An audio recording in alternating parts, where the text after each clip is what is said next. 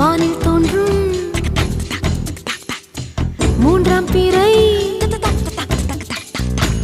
யாரோ இல்லை நானே நானே எங்கோ போகும் அந்த மேகம் கூட பூவை தோளை தொட ஆசைப்படும்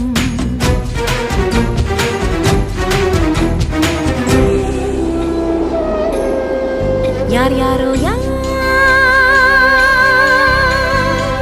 யாரோ அவன் யாரோ அவன் சன் சன்